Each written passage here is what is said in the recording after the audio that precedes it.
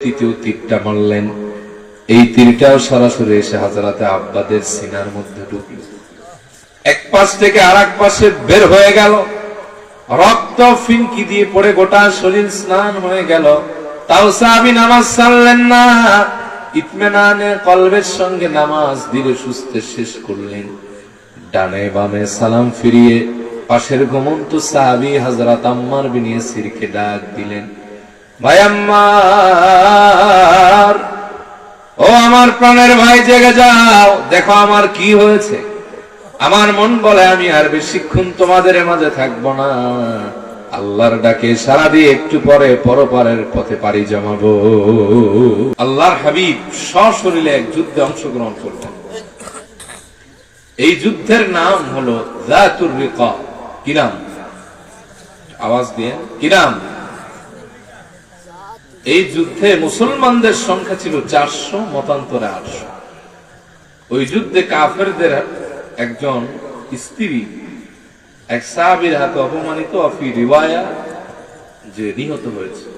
ওই কাফের প্রতিজ্ঞাবদ্ধ হয়েছেন, যতক্ষণ আল্লাহর হাবিবের সাহাবীদের রক্তপাত না ঘটাবেন, এক ঢোক পানি পান করবে না, খাবার খাবে না, গোসল করবে না, এমনকি চুলও আঁচড়াবে না।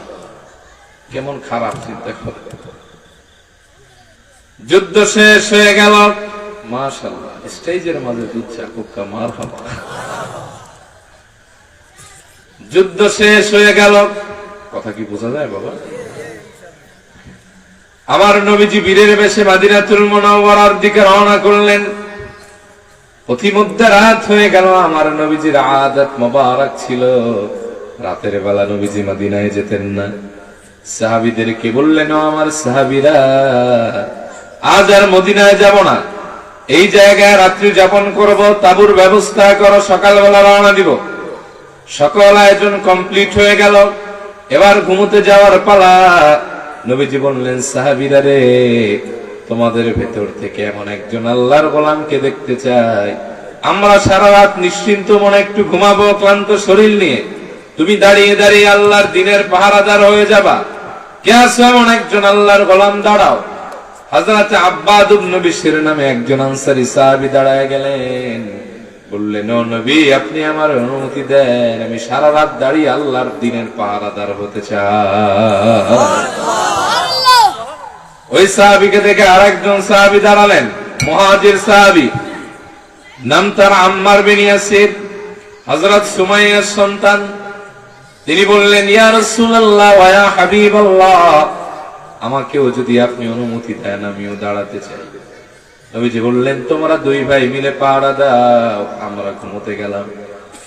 এবার দুই সাহাবী পাহারা আরম্ভ করলেন। কিছুক্ষণ যাওয়ার পরে একজন আরেকজনের বলতে লাগলেন, ভাই, রাত অনেক লম্বা, সকালবেলা মদিনায় যেতে কষ্ট হয়ে যাবে, আসো তুমি আমি দুইজন ভাগাভাগি করে পাহারা দেই। এক ভাগে আমি পাহারা দেই, তুমি ঘুমাও, আবার তুমি যখন ঘুমাবে আমি পাহারা দিব। সুবহানাল্লাহ পড়ে। হযরত আব্বাস বললেন, আম্মার রে, আইউলাইলিন আহাব্বু ইলাইক। এই কথা কয় কারা দোস্তরা? হযরত আব্বাস বললেন, আইউলাইলিন আহাব্বু ইলাইক, রাতের কোন অংশ তোমার ভালো লাগে রে আম্মার? আমারে বলো, আমি তোমার এখতিয়ারে ছেড়ে দিলাম, যদি মন চায় পাহারা দাও, না হয় ঘুমাও। হযরতে আম্মার বললেন, ভাই আব্বা, রাত তো অনেক লম্বা, আমার তো কষ্ট হইতেছে এখনই, আমি একটু প্রথম অংশে ঘুমাই, দ্বিতীয় অংশে পাহারা দিব, তুমি এখন একটু পাহারা দাও। হযরতে আব্বাস পাহারা আরম্ভ করলেন। আস্তে আস্তে করে নিসফুল লাইল, রাতের অর্ধাংশ পেরিয়ে যখন রাত চূড়ান্ত গভীরতায় গড়াতে লাগলো, হযরতে আব্বাস দাঁড়ায় দাঁড়ায় চিন্তা করতেছেন, রাত তো গভীর হয়ে গেল, সময়টা তো শুধু পাহারার নয়, সময়টা হলো তাহাজ্জুদ পড়ার, আল্লাহর সামনে দাঁড়িয়ে দাঁড়িয়ে গোলামির স্বীকৃতি দেয়ার। আমি যদি শুধুমাত্র পাহারা দেই, পাহারার হক আদায় হবে। তার চাইতে আমি যদি বুদ্ধিমানের মতো সালাতে দাঁড়িয়ে যাই, আর কণ্ঠস্বরকে উঁচা করে দিয়ে আল্লাহর কালাম তেলাওয়াত করি, একদিকে আমার পাহারার হক আদায় হবে, আর একদিকে তাহাজ্জুদ পড়ে আল্লাহর সাথে আমার সাথে একটা ঘনিষ্ঠ সম্পর্ক হয়ে যাবে। এজন্য রব্বুল আলামিন বলেন, أَمَّنْ هُوَ قَانِتٌ آنَاءَ اللَّيْلِ سَاجِدًا وَقَائِمًا يَحْذَرُ الْآخِرَةَ وَيَرْجُو رَحْمَةَ رَبِّهِ قُلْ هَلْ يَسْتَوِي الَّذِينَ يَعْلَمُونَ وَالَّذِينَ لَا يَعْلَمُونَ جربنا الله أكبر রব্বুল আলামিন বলেন, আমার ওই গোলামের মতো আর কে দামি হতে পারে যে গোলামটা রাত্রে ঘুমায় না, রাত্রের সময়টাকে গনিমত মনে করে, রাত্রের বিভিন্ন প্রান্তরে জেগে জেগে রুকু এবং সিজদায় সময়টা কাটায় দেয়। আমি আল্লাহরে ভয়ের সাথে ডাকতে থাকে, আবার আশা নিয়েও ডাকে, কিয়ামতের জবাব দিতে ভয় করে। এই বান্দার মতো কেউ হতে পারে না। কুল হাল ইয়াস্তাউল লাযীনা ইয়ালামুনা ওয়াল লাযীনা লা ইয়ালামুন, ও নবী আপনি বলেন, যারা জ্ঞানী আর যারা মূর্খ তারা কি এক হতে পারে? আল্লাহ বললেন, জ্ঞানী এবং মূর্খ দুটা যখন সমান নয়। যেই ব্যক্তি মুমিন হওয়ার পরে সারা রাত জেগে জেগে ইবাদত করে, ওই ব্যক্তির মতো সাধারণ মুমিনরাও সমান নয়, ঠিক কিনা? যে মানুষ সিজদা লুটিয়ে পড়ে,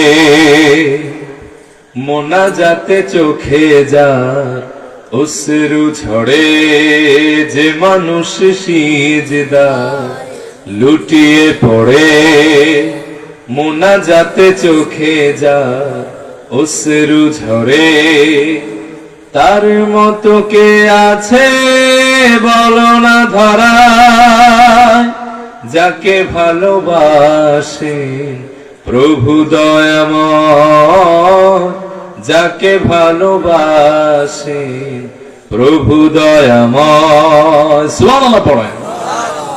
তার মতো আর কে আছে যে ব্যক্তি রাতের ঘুম হারাম করে তাহাজ্জুদ পড়ে, মোনাজাতে চোখের পানি ছেড়ে দেয়? তার মতো আর কেউ হতে পারে না, তারে আল্লাহ ভালোবাসে। সুবহানাল্লাহ পড়েন। সাইয়েদনা আব্বাস এইভাবে আল্লাহু আকবার বলে হাত বেঁধে সালাতে দাঁড়ায় গেলেন। কণ্ঠস্বরকে বুলন্দ করে সূরা কাহাফ থেকে তেলাওয়াত করতে লাগলেন। তার আকর্ষণীয় মোহনীয় তেলাওয়াতে আসমান জমিন মুখরিত হতে লাগলো। ওইদিকে প্রতিশোধ পরায়ণ কাফির স্ত্রী হত্যার বদলা নেওয়ার জন্য তীর আর ধনুক নিয়ে মদিনার পানে ছুটলেন। প্রতিমধ্যে হযরত আব্বাসের তেলাওয়াতের আওয়াজ তার কানের ভেতরে চলে গেল। কাফের স্তব্ধ হয়ে দাঁড়ায় গেলেন। কি ব্যাপার, কোরআন তেলাওয়াত কে করে? হন্য হয়ে খুঁজতে লাগলেন। প্রচন্ড অন্ধকারে কেউ দেখা যায় না। এবার বুদ্ধিমান কাফের হযরত আব্বাসের কণ্ঠস্বরকে লক্ষ্য করে সামনে এগোতে লাগলেন। প্রচন্ড অন্ধকারে হযরত আব্বাসের দেখা যায় না। কাছাকাছি চলে আসলেন। হযরত আব্বাসের কণ্ঠকে লক্ষ্য করে তার ধনুক থেকে একটা তীর ছুঁড়ে মারলেন। এই তীরটা হযরত আব্বাসের সিনার মধ্যে সরাসরি এসে লাগলো। এক পাশ থেকে আরেক পাশে তীরটা চলে গেল। লাম ইয়াতাহাররাক ওয়া লাম ইয়াক্তাইস সালাত। বিষাক্ত তীর রাসূলুল্লাহর সাহাবীর বক্ষ ভেদ করে এক পাশ থেকে আরেক পাশে চলে গেল।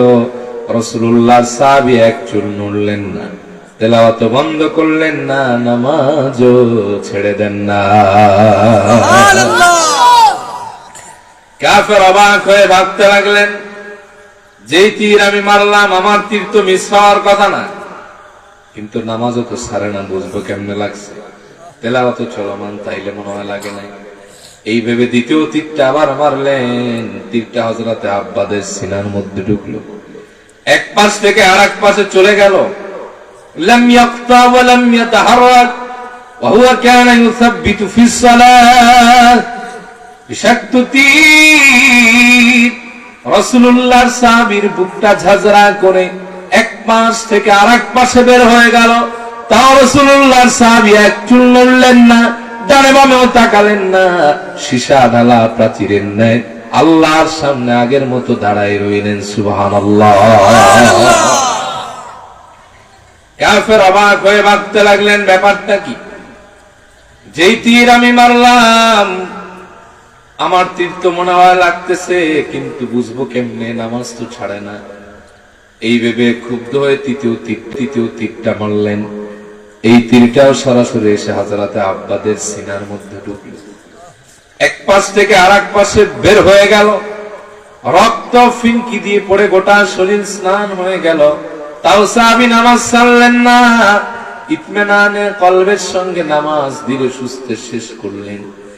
ডানে বামে সালাম ফিরিয়ে পাশের ঘুমন্ত সাহাবী হযরত আম্মার বিন ইয়াসিরকে ডাক দিলেন, ভাই আম্মার, ও আমার প্রাণের ভাই, জেগে যাও, দেখো আমার কি হয়েছে। আমার মন বলে আমি আর বেশিক্ষণ তোমাদের মাঝে থাকবো না। আল্লাহর ডাকে সাড়া দিয়ে একটু পরে পরপারের পথে পাড়ি জমাবো। চারদিকে শোরগোল পড়ে গেল, সাহাবায়ে কেরাম জেগে গেলেন। হযরতে আব্বাদকে চতুর্দিক থেকে জড়ো করে ধরলেন। দেখতেছেন হযরতে আব্বাদের নামাজের সূরাতে বসা, একটা না দুইটা না তিনটা তীর সিনার মধ্যে বিদ্ধ হয়ে আছে। এক পাশ থেকে আর এক পাশে তীরগুলি চলে গেছে, রক্তে শরীরটা লাল হয়ে গেছে।